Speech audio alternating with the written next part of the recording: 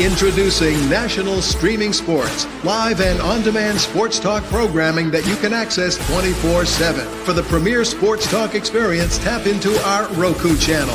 Start your mornings with Mac and Jack covering all the weekend sports action. Then pour a cup and enjoy all the sports you can drink on the Coffee and Sports podcast. At midday, talk sports from east to west on the Coast to Coast podcast. Followed at night by some hot girl talk with Prim and Proper Sports featuring Sonia Pearson. Talk boxing on the Gloved Fist. Yankee fans tune in for Start Spreading the News. And there's more on the College Sports Huddle and Sports Scope with Robert Butler. There are 20 podcasts in all and 70 weekly shows giving us a 3.4-star viewer rating. To find us on Roku TV, search for National Streaming Sports on the Roku search bar. Click on the logo and you're in.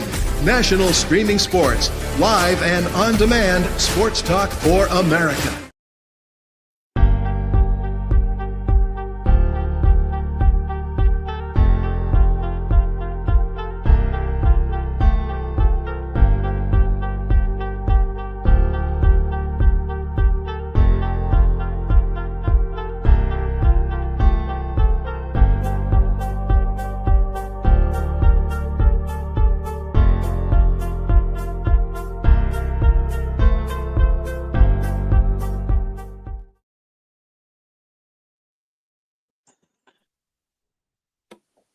Welcome back, family, back to another exciting episode of sports adventure, whatever you want to call it.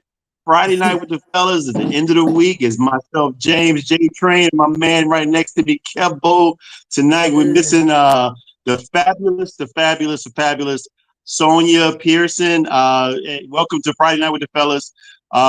We are on Roku, YouTube, Facebook, Instagram, TikTok, whatever you could think, Rick Rock, whatever.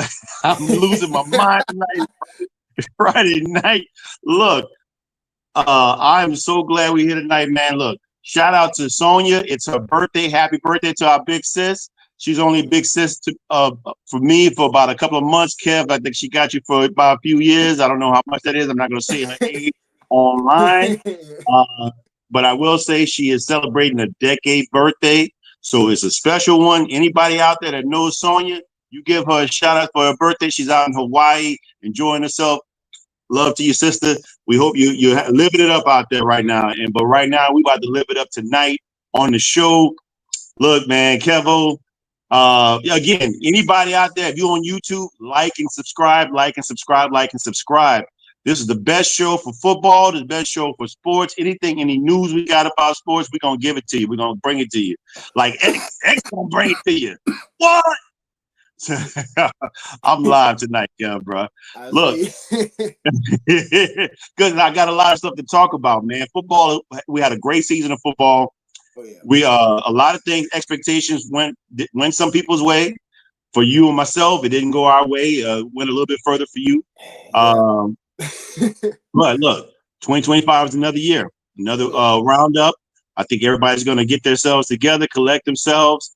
But right now, let's talk about the matchup. That's the end of the year. That's the best time of the year. It's the Super Bowl year. Look, Kansas City versus the Philadelphia Eagles. I'm not going to lie to you, Kev. August 31st, 2024. When I had to turn my picks in, I picked Kansas City versus the Philadelphia Eagles, and I picked the Philadelphia Eagles to beat them in the Super Bowl 2025. What do you think, my brother? I mean, it's tough to go against that man, Patrick Mahomes. I mean, I felt like he was going. Of course, my picks didn't pan out. You know, I picked the Lions and I picked the Ravens in the beginning of the year. So, of course, they both plummeted in that, with the divisional round. So, I look at this Super Bowl, it's going to be, it's going to be that Kansas City offense. What are they going to do against the number one defense in the league? Are they going to be able to score those points? Are they going to be able to – are the refs going to help them out like people have been saying? Here we go. Here we go. Personally, I don't think, like, as much as people are trying to sit here and say it's the refs, I can't sit here and put it too much on the rest. I gotta put it on, who you going up against. Like, the refs, that last play where Josh Allen, they blitzed. That's not the referees. You just gotta make that play, unfortunately. And the tight end dropped the ball. Yes, You can't blame the I will. referees for that. I will concede to that. I will concede. Mm-hmm. We had a discussion on the Big Football Show this past Sunday, and also on the Professional Sports Show Wednesday night, and this conversation came up again about the refs. And one thing I will say, yes, I agree with you. I agree with my counterparts on those shows that you have to come to play. You got to come to play no matter what. You can't just let a couple of plays determine your outcome of the game, and you determine your outcome of your future. But I will say this: I'm going to pinpoint back to the game, Kansas City versus Houston. Mm-hmm. Those two calls, the roughing the passers, first of all they were bad calls. Yeah. I think we can all agree on that. Mm-hmm. But they were third down calls, and they continued drives, the two drives that led to 10 points total. Before those two drives, the score was 13-12. Houston was in the game. Mm-hmm. Those you're playing in someone else's backyard, and you're matching their energy, but ultimately your energy just gets deflated. The wind from your sail just disappears because somebody else that wasn't a part of the game took it from them. Now, mind you, they still had opportunities, but that could be deflating. You don't think so? It can be a little bit, but let me go back to the 2016-2017 season when the Falcons was playing the Patriots in the Super Bowl. They called 2 consecutive holding penalties against Jake Matthews. Nobody cared about that. No, nobody cares about that. So it's like I said, you have to go out there and win the game. They called 2 consecutive holding penalties after Julio made that big catch. Basically kicked us out of field goal range. Then Matt Ryan took that sack, and then basically we had to punt. They talking about, you should have ran the ball. You should have run. Yeah, we would have ran the ball if we weren't so far behind in the sticks. But nobody really cares about. But were those calls after the 28-3? Nope. Or before? Remember that Julio catch? The Julio catch. Remember we made that spectacular That catch. was before or after 28-3? We were right there. We were right there in field goal range. Julio made that catch. You're not going to answer my question. Was that before or after 28-3? We were still up. We were up a touchdown. I'm just saying, but at the same time, you had a substantial lead. That's a big difference. A substantial lead, but you also had an opportunity to ice the game with a field goal right there. You were up 7. You could have iced the game. No matter of fact, you were up 8. You could have iced the game with a field goal, but you called 2 holding penalties to the point where you got back 10 yards. You went back another 10 yards, and then Matt Ryan gets sacked. So now you're out of field goal range. Now you have to pack. Now you're punting instead of kicking a field goal just to ice the game. Whether it was kneeing or not, you called 2 consecutive holding penalties. Well, neither here nor there. But that's my point exactly. You can't. But that's what I'm saying. You can't sit here and blame the referees. You got to go out there and still play the game. True. We can agree on that. I agree. Nobody remembers the penalties. They just remember, that's how they came. That's how they won the game. They won the game. You lost, right? Exactly. You lost. You blew a 28-point lead, right. To a 25-point lead. And like Nelly said, I'm gonna pull one of his old songs. What does it take to be number 1?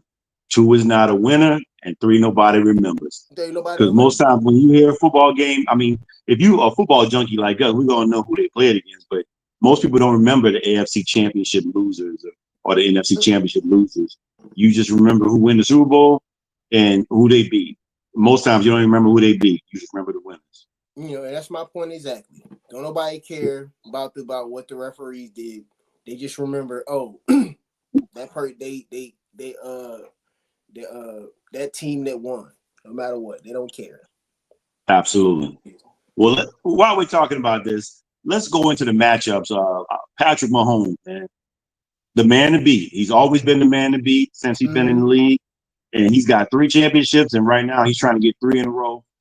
First time they ever do it for Kansas City Chiefs if they can win this upcoming, not upcoming Sunday, but the following Sunday on February 9th in New Orleans in the Big Easy. Oh, yeah. He's got to go up against a really good defensive line with Jalen Carter leading that line. What do you think about that matchup with their offensive line? Not as great as they could be. What does Patrick Mahomes hold up against that defensive line with Jordan Davis, with the Jeagles? Let's say Georgia's the NFL version of Georgia. I mean the middle two with Jordan Davis and Jalen Carter. I look at the tackles, Trey Smith and I forget the other tackle. I know they got Humphreys in the middle, Creed Humphrey. They got Trey Smith. I forget what their other guard's name because I know they kicked out their left guard to the left tackle, Joe Thuney, and they put somebody else there at the guard position. So I don't know. So I'm looking at this offensive line versus this defensive line. And I'm just looking at how, Patrick Mahomes is going to get that ball out of his hand. Andy Reid is going to make sure Patrick Mahomes gets that ball out of his hand. What they're not going to do is they're not going to try to, force stuff up the middle. They're going to try to, go on the outside. But my man Nolan Smith, man, he been solid, out of Georgia too. So absolutely. That offensive line, they could hold up. But I look at the skill positions and how these corners, like the Slay kid, Darius Slay, the Mitchell, Quinyon Mitchell, Cooper DeJean, how are they gonna hold up? And they've been solid all year. I'm not gonna say they're great. I mean, we're gonna talk about the awards, and these 2 guys are up for awards. These 2 guys are up for Defensive Rookie of the Year. Mm-hmm. Oh yeah. So that's what I'm saying. Like, how is that gonna hold up? Even the boy Charlie Gardner Johnson, how is he gonna hold up against Travis Kelce? That's a big matchup. I'm ready to see come next Sunday. I always find it so strange how Andy Reid is a genius because how is Travis Kelce always wide open up the middle? Like when I look at it, man, he's up the middle. Nobody's within 10 yards of him, and he's catching the ball, man. And he's not that fast anymore. It's got to be the matchup. It's got to be what Andy Reid's doing. It's got to be something that they're finding the ways to get him wide open. But I don't say that. Just wide open. Yeah, them little because what you can't do, you can't play zone. You can't play zone against a tight end like Travis Kelce because he's gonna find that void in the zone. And then when Patrick Mahomes start improvising and stuff like that, he knows how to just get in that position to be wide open. You be sitting there like, man, how you get that open? Because he know how to find that void in the zone where he know his man gonna find him. And they, that's just that chemistry that they've had, for the last 6-7 years, ever since Patrick Mahomes been in the league. He still got him 3 Super Bowls. This is a rematch, though. This is a rematch from 2022. Mm-hmm. And that game was close, 38-35, man. It was a very close game. I think that one fumble is what really changed the game. Other than that fumble, Jalen Hurts had a phenomenal game that game. He just didn't. The person who had the ball last is what won the game. And look, I think that the matchup really is going to be. It's going to be Saquon Barkley and Jalen Hurts, what they can offensively, what they can do against Chris Jones and that defensive line. Oh yeah. Do they have to throw the ball? I think so. I think they do have to throw the ball because running won't just get it done. I think defensively they're going to try to find ways to put 8 in the box, and they're going to force Jalen Hurts to throw the ball. They want him to throw the ball because if you look at the last game against the Washington Commanders, Jalen Hurts did throw the ball. They found ways to get open, and they exposed Marshawn Lattimore big time, man. And I was like, I'm like, hey, Saints won that trade there, it looked like, because it was the reason why we got rid of him. He's been all pro, and he's been a Pro Bowler for a long time, but for the past few years, he's been hurt, and he hasn't been like the same Marshawn like he has before. Maybe he'll bounce back because he was hurt this year too as well. But they exposed him. Can they do the same thing to Trent McDuffie? Because I saw a few things with Trent. Trent, like he got kind of exposed too against Buffalo, and he was getting burnt on some plays. Can the Eagles with AJ Brown, who's a dog in the position, if he can get open, and they got Devontae Smith, and they got what's the tight end's name? I can't think of his name. Dallas Goedert. Dallas Goedert, yes. And then coming out of backfield, Saquon Barkley as well. Yeah. They're gonna have quite a few matchups. That's gonna at least somebody's got to get open. So the key factor is going to have to be Jalen Hurts. He's going to have to make sure he takes care of the ball and get one of those guys, because they can't win the game without Jalen Hurts being on his A game. They can't. Oh, I definitely agree. And then the blitz too, Steve Spagnuolo. When he dials up that timely blitz is what I'm looking at. I don't see a lot of situations where the Eagles are going to be in 3rd and long, but there might be a situation where they are. So yeah, he has to anticipate, okay, where is this blitz coming? When is he going to sit in that corner? Because that corner blitz is going to come at some point. That corner blitz or that safety blitz is going to come. And he's going to have to be ready for it. And are they going to pick it up? Is Saquon going to be able to make that, because it was a holding penalty that they didn't call against Saquon last week. A lot of people don't remember that, against Louisville. And even they said it in the broadcast. Kansas City, them as we know, the referee's not gonna miss it for Kansas City. So, right. So gotta make sure you're able to pick up that blitz and don't get in situations where I do remember that. You're right. In the championship game, Saquon got caught with he didn't get caught. He should have got caught with a hold. He should have got caught. And that was the long pass to AJ Brown. Absolutely. Yep. So I do remember that. Yep. Playing Kansas City. But at the same time, like you said, that one call shouldn't have been that wasn't a determining factor for the outcome of the game. All front stages got beat. They got smacked. They got. I mean, they will. Yeah. They definitely, beat. But I'm just saying, you just know it's just those key moments in the game where you're gonna have that big play. They might mess around and call a penalty. And that's when people are going to talk about the refs. How are you going to be able to overcome that mentally? Because you can't sit here and be like, oh, the referee. No, you can't. You got, okay, next play. Let's get it back. Let's find a way to get it back. Right. Once you start thinking about the refs and stuff like that, you lost. Absolutely. And you can hear that in the voices of like some of the players of Houston. In the post game, they brought the refs up automatically. I'm like, okay, yeah. Even during the game where the referees were affecting them so much mentally that it was like, okay, now I can't even focus on the next play, because I'm still thinking about that previous play that they missed, or that previous play that that wasn't the right call. You got to go on to the next play. I get it, it sucks, but you have to go on to the next play. Right. I agree. Well, since we're here and we talked about the matchups, who do you pick and why? As your winner, my apologies. Who do you pick as your winner and why? People are not going to like this pick, but I like Kansas City. I mean, I cannot see them lose. I just cannot see them lose. Now, don't get me wrong, the Eagles the Eagles could win for sure. But it's like we all have seen this movie. We've seen this movie so many times, and we're trying to see here like, oh no, it's not going to end like that. It's not going to end like that. But we know what the movie's going to end. You know what I'm saying? So I like Kansas City.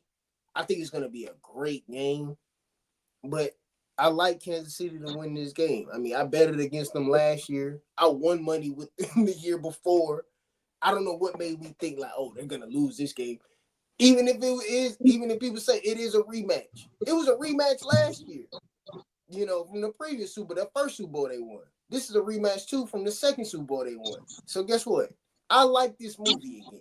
I like Kansas City to go in here, and I like Kansas City to win this game. Shout out to Pink Fan first. She says the Eagles has one job, And Pink Fanfare, I am with you. I picked the Eagles in August of last year, and they got there. And the reason why I picked them, the main reason is because of Saquon Barkley. And also they have a new offensive coordinator. Last year they weren't all that great. They lost 5 straight at the end, got to the playoffs, got beat by the Tampa Bay Buccaneers, and looked like a totally different team. They look more so even better than the team they were when they went to the Super Bowl back in 2022. So I like the Eagles to play a very close game. Kansas City has been playing a close game, but the Eagles got to be dominant. They got to come out fast. They can't let Kansas City stay in the game because that dude, number 15, will hurt you. He will hurt you permanently, and he's trying to get something that nobody's ever done in the league, and that's get 3 in a row. And I just don't think it's going to happen. I think the Eagles, Saquon Barkley is hungry too. I think he wants his first championship. Ain't no telling when he can get back here. I think he's going to come out here and be a dog in this game. And I think he's been getting him at least $150 every game in the playoffs. I think he'll get him $150 in this one with 2 touchdowns. And I'm taking Saquon Barkley and the Philadelphia Eagles to win the Super Bowl, and Saquon Barkley being my MVP. Who you got for your MVP since you picked Kansas City? Who would you pick as your MVP? 15. Yeah, I figured as much. It's like nobody else. You can't pick nobody else on that team. Because let me tell you this: I don't think Kareem Hunt is going to get anything against that defense. I don't think so either. So it's going to have to be on 15. It's really going to have to be on 15 to come out and just work magic to win that game. And they played a really good close game against San Francisco last year. It's crazy because the last 2 teams have been San Francisco and the Eagles, like back to back, right? Yep. Yeah. So, but I think the movie stops right here. I think that movie's about to change, man. It's about to be a surprise. It's going to be a surprise ending on this one. I'm hoping it does. But one thing I want people to realize is enjoy it. I understand Kansas City, they're not everybody's favorite, but enjoy it. We have never seen a three-peat in the NFL, I don't believe. I mean, we have never seen it. Enjoy this ride because you'll never probably see this ever again. But you got to realize, Kev-O, and let's give a shout out to Tasha Mika. Forgive me if I mess your name up, nice lady. Tasha Mika Das Howard. Good evening. Good evening to you. I hope you're doing well out there, wherever you are, where you come chiming in from. Let us know where you're chiming in from so we can give a shout out to your city. Look, you gotta recognize that everybody's not going to enjoy this moment if Kansas City wins, because Kansas City is the empire. They're Darth Vader and the empire to some people. Some people want. I didn't enjoy the Patriots run. I didn't. They were an evil empire. Nobody enjoyed the Patriots run. There were certain people that did, but A-Train enjoyed it. Huh? A-Train enjoyed it. A-Train enjoyed it because he got 2 championships off of their back.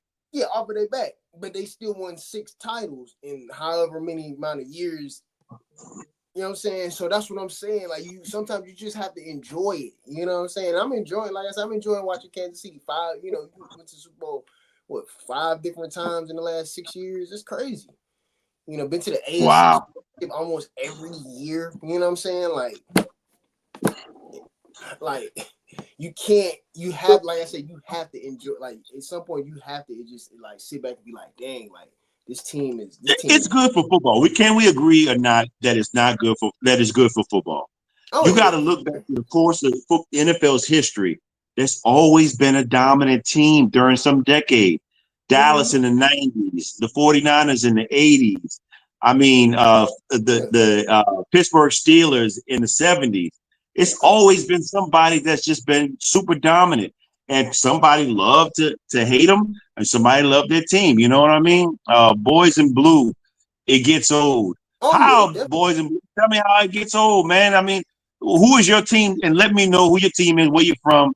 That way we can figure out why is it getting old? Because if you're a fan, he must be a fan of like maybe the Raiders. If you a Raiders fan, no, Boys in Blue, maybe is he a Giants fan? It sounds like it, but I mean, I ain't gonna sit here, and say he's a Giants. Yeah. It sounds like. I mean, because the Giants had their run too. So I mean, the early the late 80s, early 90s, and then of course the 2000s. Y'all had a couple. Y'all had 4 championships, man. I mean, so everybody had. Look, I'm from New Orleans. I bleed black and gold. We got 1 championship, and then we got that to hang our hat on. And that's it. Let me see, Kyle. Oh,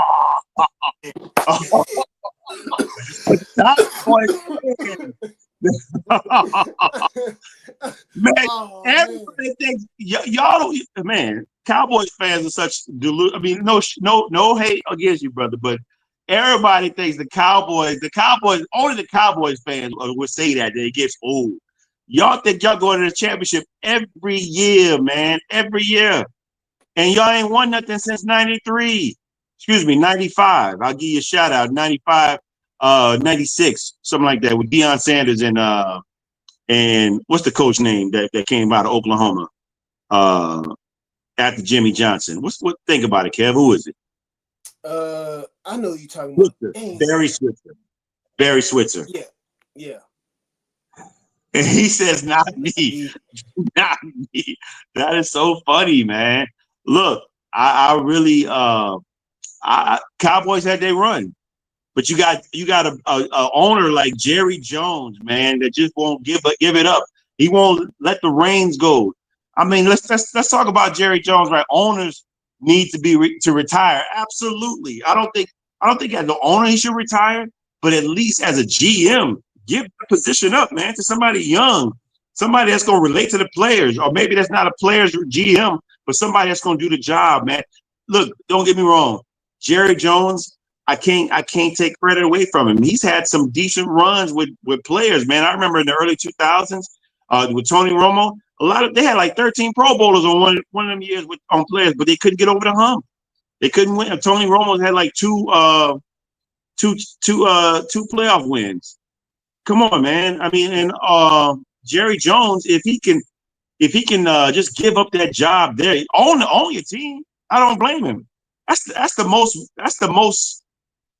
What I want to say, that is the team that has worth the most money. It makes the most money out of every team in the league, because everybody and their mama knows Dallas Cowboys. You may not even know a lot about football, but you know who the Cowboys are. That's because they've always been around. They are America's team. I don't know if that moniker still holds true for them, but they are America's team. But they just haven't won. They haven't won like America's team. Right now, Kansas City's America's team. Yeah.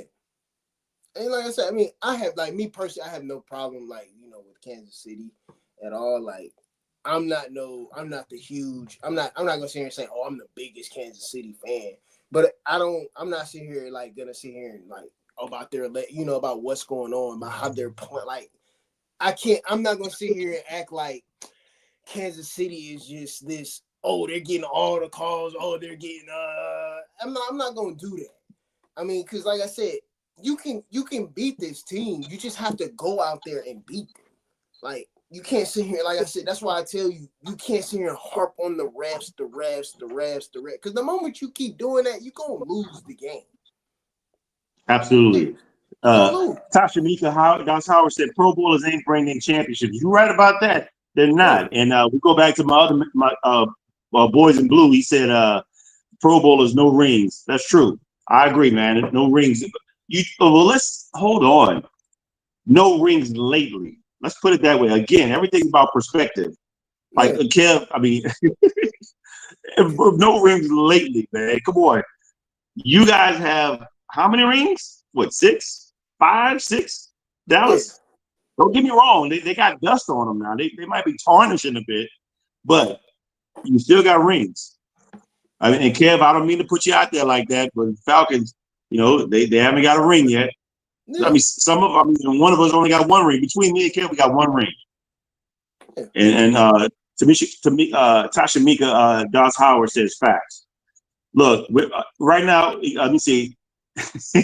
No rings in 29 years. Yeah, brother. I'm feeling you. Saints starting to get close to that too. Look, we got to go to commercial. We got to give pay homage to people that pay the bills around here. That's Huddle Sports. And when we come back, we're going to talk about the potential winners for MVPs and all the hardware that's coming out this particular weekend. Or I think, what is it, Monday or Tuesday, Kev? When are they coming out? I think Tuesday. If I'm Tuesday, no, yeah. So yeah, it'll be Tuesday. Monday or Tuesday, something like that. Yeah, we're going to talk about the awards and who we think should win that hardware, and get into a debate about that, and then talk about, towards the end, my team, the Saints, the last team that doesn't have a head coach. We'll be right back.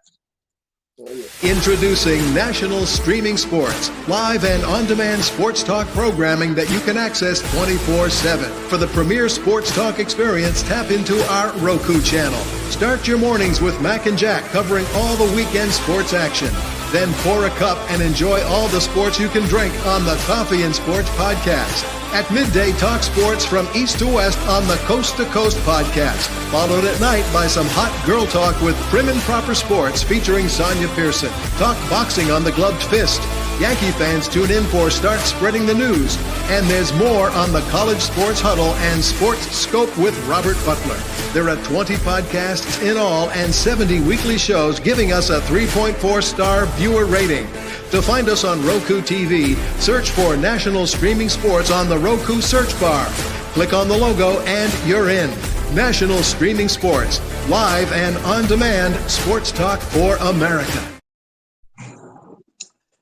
Welcome back. Thank you all for chiming in. I hope everybody's watching and enjoying the show right now. This is Prim and Proper Sports, Friday night with the fellas at 9 p.m. You can catch us on YouTube. Remember to like and subscribe, and also Roku. Download the app and catch us. We are under the National Stream Sports. Mac, the CEO with National Stream Sports, with a whole bunch of channels. You just heard it just there. Of course, we're Prim and Proper, and you can also catch us on Facebook and IG or Instagram. Let me see. We have 6 rings. Yes, Boys in Blue. Yes, you got 6 rings, man. That hardware is unreal. I don't care how old it gets. You can't take that away. You won 6 championships, my man. And like you said, you hadn't been there in 29 years, but you got an opportunity to get there. You got your coach, Scheidenheimer. I don't know how good that's getting. I don't know what you feel. Let me know how you feel about that Scheidenheimer coaching call there. A lot of people aren't really excited about it. Pink fan says Saquon's gonna ball in the Super Bowl. Pink, I agree with you. I think everything is going well. Hey, everybody! Sonia says aloha. She just landed, so she made it safe to Hawaii. Send a shout out if you guys want to show some love. Chime in and send a shout out to Sonia and happy birthday to her. She's out there celebrating her birthday. Look, I think Dallas. Just to chime in on that again, Kev.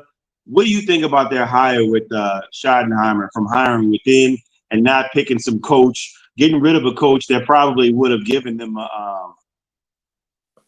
he gave 12-5 in three seasons, and probably would have given them another chance had they not been bitten by the injury bug, another chance to get to the playoffs, and also people like let's go back a little bit. People like Jimmy Johnson had to part ways with him because he wasn't no do boy. Also, Bill Parcells, not a do boy. Clearly, these are guys that are dominant alpha dogs that need their space, and Jerry Jones wouldn't give them that space. But people like this guy that you got coming in, do you think he's going to be a do boy, or do you think he has his opportunity to come in and then show what he can really do from an offensive coordinator to a head coach? I mean, when you look at the hire, it's not a sexy hire. So that's why people are like, okay, Jerry Jones has definitely got his handprints all over this. Because you went from Mike McCarthy, who you had spending the night at your mansion. You know, you were falling in love, gushing all over, the offense that he was going to run and all this. To now it's, you got some guy who was hot on the coaching market years ago, but it died off because his offense just got stagnant and stuff like that. Now, we have total belief in this guy and all this, that, and the third. It's like, Jerry, we know what time it is. Like, a lot of guys were sitting here deflecting and saying, nah, I don't want this job unless you're going to give me power. because you had the opportunity to get D. You said no, thank you. You had an Absolutely. opportunity to get other court coaches. Absolutely. You said no, thank you. Hell, it was guys, guys that was probably like, I'll take the job. Like maybe the guy, what's his name, Ben Johnson and stuff like that. There were the hot coaches that was like, man, it's the Cowboys, but they didn't even want to interview with you. You know what I'm saying? Because they already knew, like, bro, I can't even. How am I gonna run what I want to run? Or how am I gonna, how I'm gonna have my handprints on this roster when I got this old man up here telling me like, oh, this is what we're gonna do. This boom, boom, boom. Like the whole thing with Cooper Rush last year when you benched him in that last game of the season for $500K showed me everything. Because you put in I'm with Trey you there. Lance. Because you put in Trey Lance, and I like Trey Lance. I hope Trey Lance can turn his career around, but you put in him for what? Absolutely. And it looks like the Carolina Pantherettes, our fearless founder and leader, celebrating her 50th. We love you, Sonia Pearson. Man, let me tell you, I wasn't going to put that out there like that because, as being married 22 years, my man, you don't shout out no woman's age online. But since everybody put it out there, we want to say it's not me. It's not Kev-O saying it. We're going to say happy 50th birthday to Sonia. And we love you. I hope you're doing well out there. And like you say, she just let us know she just landed. We hope you're doing well, and be safe out there and have a lot of fun. Aloha. Aloha. Look, man, you're talking about a guy that's got a stronghold on that organization. He can't let go of the leadership. He's not going to let go. He don't want to lose the limelight. He's always in the limelight talking. If I'm a coach or a potential head coach, that's probably not a destination I want to go to, because I know if I'm somebody that want to do things my way, it's really not that way. We're gonna bump heads. I don't have a really good chance of succeeding out there because you're always in the way. I need you to give me the space to allow me to do things that I need to do to be successful, especially for my team. Like I think the situation is going to be, you mentioned the guy, Ben Johnson. Ben Johnson was able to go. He was a guy that he was not like one team. He was looking for one team and hoping to go find that team. He had a selection. He can go wherever he wanted to go because he was 33 points, 33.1 points. His offense led the league. And he was you can see the offensive scheme. He was an innovator. He was doing tricks out there. They were doing all kind of stuff out there, man. They just couldn't get past the hump because their defense just wasn't all that great with the injuries that they had. But again, Ben Johnson probably wouldn't have wanted to come to Dallas. Even with the talent that's there, he wouldn't want to come because of Jerry Jones. And you mentioned you wanted to talk about coaching. I know you were laughing earlier because I said let's talk about the last team that doesn't have a head coach, and that just happened to be my team, the Saints. Right now, it seems to be a little bit of a running joke right now because they had a couple of coaches said, "Nah, no thanks for no things." We're talking about Aaron Glenn. He decided he took the road to where he started from with the New York Jets. And I don't blame him for that. I'm not going to blame Aaron Glenn for that, man. I think there was a rumor, let's put it out there, there was a rumor that he wouldn't want to come back to the Saints because he wouldn't want to deal with the GM and president in Mickey Loomis. And Mickey Loomis has made some bad calls with some of the draft picks, the first round draft picks he's made in the past few years. He's hit some home runs too, but lately he's been hitting more duds than anything. And having had to fire Dennis Allen, they're having a hard time right now finding the coach. But I will say they went out to go look to talk to the potential Super Bowl winning offensive coordinator, Kellen Moore. And right now, they had 2 interviews, and they got another interview with them after the Super Bowl, win or lose. So right now, he's considered the leading candidate for that team, and hopefully gets that job. But I want to ask you, not as a biased Falcons fan, but as a lover of the game, What is your opinion on this situation, and what do you think is going to happen with particular potential hire of Kellen Moore? You know, people like, people been talking about the whole Kirk Cousins thing, and it's warranted, But when I look at our cap situation, we're not in cap hell.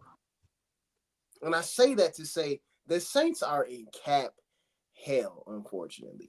And it's going to be a lot of digging and trying to get out of that cap hell for teams to be like, for coaches to be like, hey, that seems like it's a good destination to go to. You know what I'm saying? So with y'all, from what I've heard, it's like what 60 million over the cap? Not right now. Right now, we are at 52. 52? Yeah. That's what I'm saying. That's a lot of money over the cap. So it's like, okay, what am I going to be able to bring in? The roster is already what the roster is. I mean, Derek Carr, I don't know what y'all going to do with Derek Carr. I don't know if y'all going to keep him. Y'all going to. I'll let you know when you finish. But yeah, I'll let you know. So that's another. And it's like, okay, even if you do let him walk, who's going to be my quarterback? And it's like, okay, yeah, we got some solid receivers, but who's going to get it to these receivers? I got Alvin Kamara. Yeah, Alvin Kamara's a solid running back. I'm not going to sit here and lie. You got an aging Cam Jordan. Your DBs are, some of the I'm going to lie, your DBs are decent. They're not phenomenal, but they're decent. Right. Teron Matthew, he's getting up there in age. Demario Davis, he's a solid linebacker. So I look at the team and I'm just like, in the totality, and it's like, bro, like this is not a favorable destination to go to, especially like I said, you don't have the key piece, and that's a quarterback. You don't know, right. It's in limbo. And then the offensive line has been pretty much patchwork. Guys have been in and out, injured and stuff like that. So, and then you got a pretty good solid draft pick to where you can probably bring in somebody decent. You got draft picks, especially with that Lattimore trade. So, like I said, it's just not a sexy place to be like, hey, that's where I want to go coach at. And, that's where I can go, even if I don't last long here in this with this team. Right. It's not a good resume to put on your resume. It's not something good to put on your resume that, I was with the Saints. You know what I mean? Like, I agree with mostly everything that you're saying there. I think they always figure out a way to get the cap, like you said, under wraps. They get it underneath. They're going to do the same thing here. But there's a potential for Derek Carr. I mean, they said that one of the rumors or the things that was said from Kellen Moore was that he wasn't too pleased about the quarterback situation in New Orleans. And but they can work with that, because I think the key is to allow or afford Kellen Moore a year or two to build, because 2025 is looking to be not a good year for them. Another not good year because of where they are, like you said, with the cap, where they are with the aging players, where they are with the injury-prone players, and where they are with the quarterback situation. You have a young quarterback that they can work with in Spencer Rattler. I think time will tell with him, and I think in regards to protecting him and developing him. Not all rookie quarterbacks are going to have a Jaden Daniel year.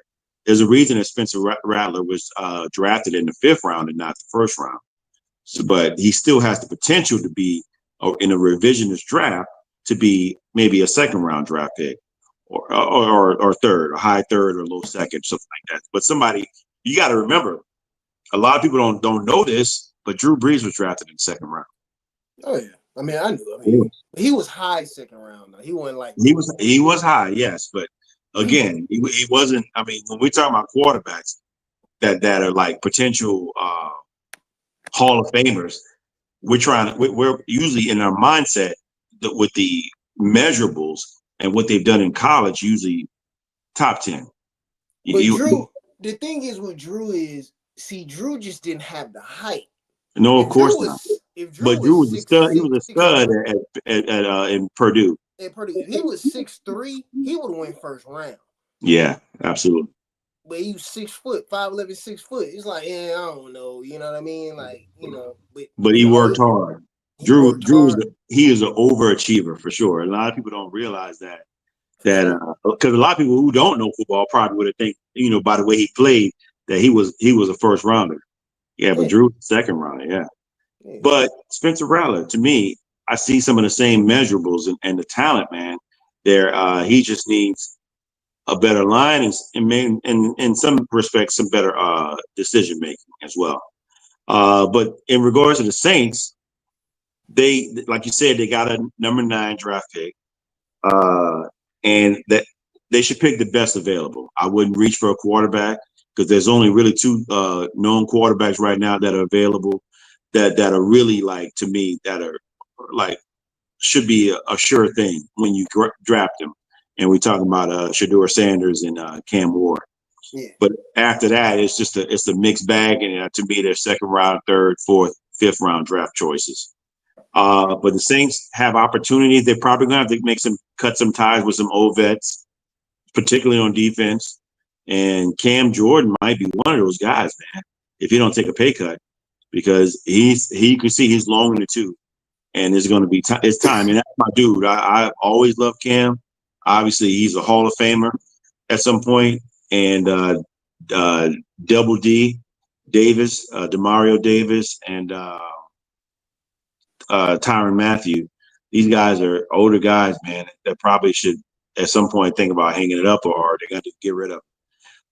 Even Taysom Hill. Taysom Hill's about to be 35, man. He's coming off an ACL tear. So he don't have that same 4.3 speed like he had at one time. And they had him playing fullback and tight end and stuff, tearing the dude. He was already injury prone. So everything's going to be different for Kellen Moore if he comes to New Orleans. And I think he's going to come in with his game plan. One of the things that people said, like, there's a connection with him and Ashton Genty at, both at Boise State. If he comes there, maybe he drafts him and kind of, looks to do the same thing with him, what they did with Saquon there. But they definitely got to get a better offensive line. Wish they got 2 nice bookends, but they need some guard play. So we look to draft a left guard, maybe a right guard. And, man, let me tell you, we need a wide receiver as well. So maybe they can get McMillan at the 9th, which I think he's probably going to go higher than that. Yeah. Out of Arizona. Arizona, yeah, I know. Yeah, for sure. I think the Giants probably going to pick him. Probably, or they might pick Sanders, or if I'm the Giants, man, I'm going to get one of those top 3 dudes. But are they picking 5th? Are they picking 5th or 3rd? 4th, I believe. Okay. Oh yeah, you definitely get one of them dudes, man. Well, look, we got about 13 minutes left. Let's go into the picks of the awards, man. I want to get your I want to pick your brain about that and see where you are. Let's start with the MVP, and I'll tell you who's up for it. And then you go tell me your pick and tell me why. So Lamar Jackson for MVP, Josh Allen, Saquon Barkley, Joe Burrow, and Jared Goff. Who are you picking out of those guys and why? Josh, I gotta go with Josh Allen. I mean, I want to say Lamar. Lamar had a great year. Don't get me wrong. Lamar had a great, phenomenal year. But I'm going with Josh Allen for the simple fact is he was the most valuable for his team. You lose your number 1 receiver, I think your stats plummet. You can't sit here and tell me like, okay, Lamar Jackson loses Andrews and his numbers just get better. No, this man lost Stephon Diggs, a preliminary, one of the best receivers in the game, and his numbers just increased. Yards, touchdowns, touchdown to interception ratio. He wasn't turning the ball over as much. He led his team to the number 2 team in the AFC. I gotta give it to Josh Allen. That's just my personal preference. Pink fans, as we know who our pick is, we see it Saquon, and I wouldn't be mad at it if he won, but I'm not going to pick Saquon here. I'm going to pick Lamar Jackson. Yeah. I think he's going to get his 3rd one. I just picked Lamar, man, because, look, a lot of times I go with what you just said. Josh Allen made his other players better around him. When he lost his top guy, he made the other guys, he made them elevate and rise up. Mm-hmm. Lamar didn't always have that either, what he had this year. But when I saw Derrick Henry get 1,900 yards, Derrick Henry the last year, following year, a lot of people thought he fell off a little bit, and he didn't have nowhere near that. But a lot of people said that Derrick Henry made Lamar Jackson's season a lot better, but I think it's the other way around. I think Lamar, once he got a player like that, and he was able to do RPO, it gave Derrick Henry, at a 30-year-old player, have more room not to have everybody on him because they got to account for Lamar Jackson. Yeah, and Lamar threw, huh? I said that makes a lot of sense. Yeah, and so Lamar had an outstanding year as well because they still got to account for Derrick Henry too. So they both helped each other. I mean, Lamar had his best numbers. He had 4,172 yards in passing, 41 TDs, bro. Yeah. Passing 41 and four interceptions. And 4 interceptions, man, which is outstanding. That's outrageous. And then on top of that, he added 915 rushing yards. That's outrageous. The first person to ever do that with 4,000 yards. Mm-hmm. And he had 4 TDs rushing. So that's why I got to give it to Lamar. Even if he didn't win in the playoffs, I got to give it to him, man, for that. What do you think for Defensive Player of the Year? We got Zach Bond, Myles Garrett, Trey Hendrickson, Pat Surtain II, and TJ Watt. I mean, that's really a tough award to really. I mean, that is. He probably got to go with Zach Bond. He played great. That's crazy. Yes. Go ahead. Tell me why. He played great. I mean, just the tackles. I mean, my man was all over the field. I mean, he looked like Luke Kuechly. I was like, what did the Saints do, man? They had to do in the wrong position. Where was he at? Yeah, I'm like, wow. But I knew I told A-Train he was that guy when we drafted him in the 3rd round. I said, this dude had 12 sacks for Wisconsin, man, his senior year. I said, but what are we doing with him? We ain't doing nothing. We had him in the wrong position. This is what I would say, though. When you got Jordan Davis and Jalen Carter, he's running free. Right. He ain't got to worry about that guard. He ain't got to worry about that pulling guard. He ain't got to worry about that tackle. He ain't got to worry about none of that. He's running free out there. Shout out to Yoni. How you doing? Hope you're doing well. Look, Zach Bond I picked him too. That's funny you said that. I picked him too, man. He had 151 tackles, 151, 3.5 sacks, 5 forced fumbles, and an interception. So yes, that's who I picked for my defensive player of the year, and I think he's gonna get it. I really think he's gonna get it. Look, offensive player of the year: Saquon Barkley, Joe Burrow, Jamar Chase, Derrick Henry, and Lamar Jackson. But one before you pick, shout out to Stars Howard. She picked TJ Watt. I don't know. That's kind of an easy pick. I'm gonna say that because that's why. She's a Steelers fan all day. Look, he's got it. He's won it a couple of times, hasn't he? He's won it a couple of times. Yeah. He's deserving, but I just think that Zach Bond's probably gonna get it this year because he had been. He just flipped a switch with a whole other team, and he's lights out. And Surtain, Roll Tide. Oh yeah, she got to pick Pat Surtain. But look, who you got for the offensive player of the year? Looking at this more, it's got to be a team award. But I like Jamar Chase, Triple Crown, receptions, touchdowns. I mean, he was straight up phenomenal all season. But he was a dog.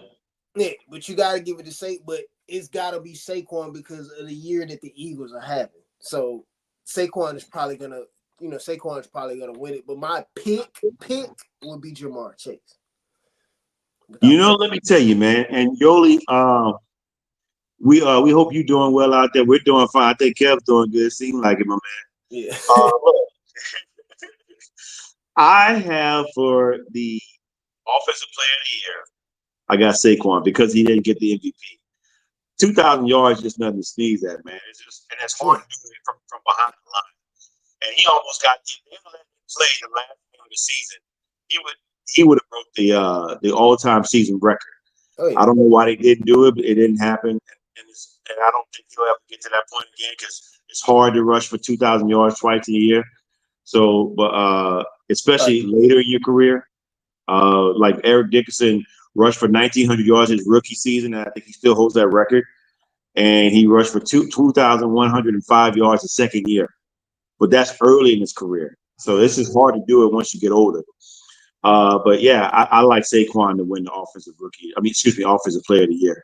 Now, for offensive rookie of the year, Brock Bowers, Jaden Daniels, Malik Neighbors, shout out A-Train, the Giants, Bo Nix, and Brian Thomas Jr., and shout out to LSU players. There's 3 of them in there, in that mix. I'm going to go, for me, this is my pick, I'm going with Jaden Daniels. I mean, his numbers were eerily similar. I think he's a similar player to Lamar Jackson. And I think Jaden, I mean, he had like 3,500 yards, 25 TDs, 9 interceptions, and 861 yards rushing and 6 TDs.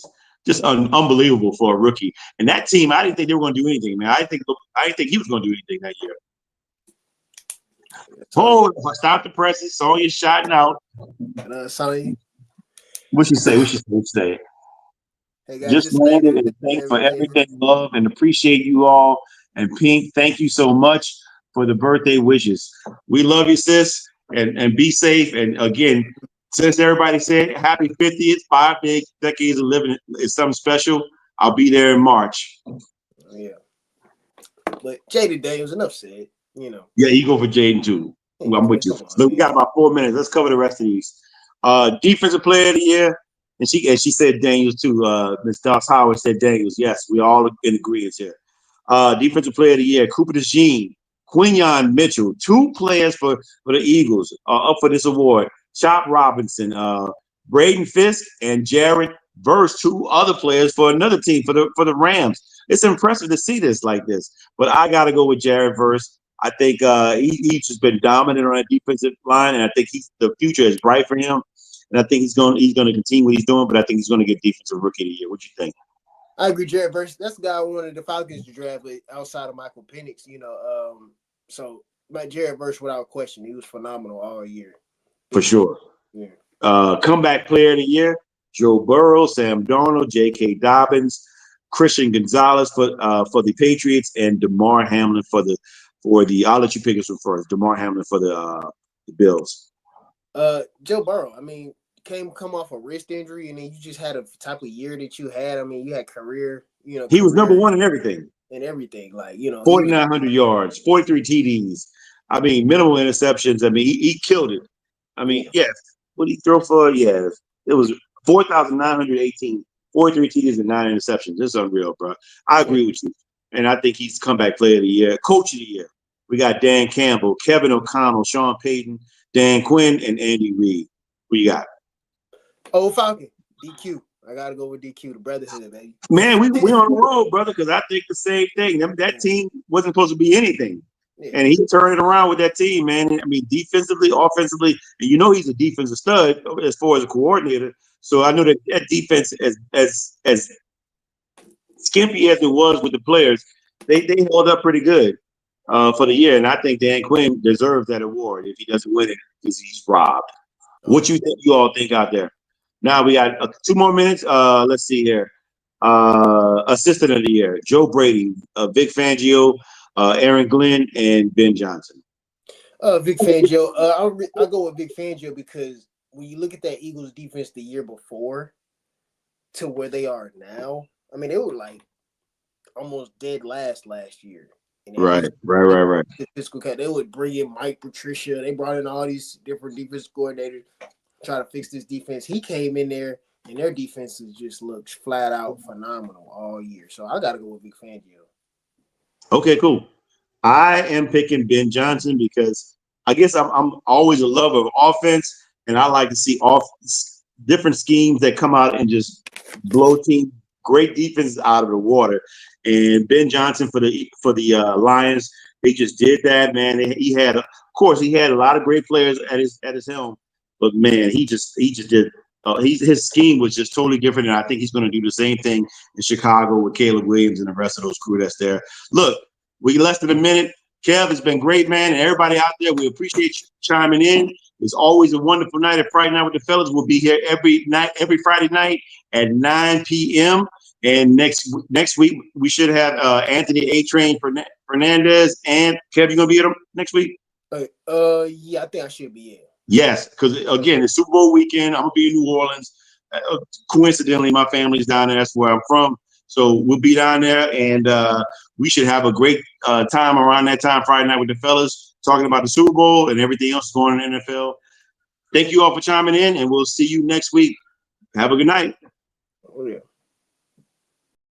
This is a Huddle Sports Network broadcast. You can find us on Roku TV, Amazon Fire TV, Facebook, and of course YouTube. Get all your NFL news here first.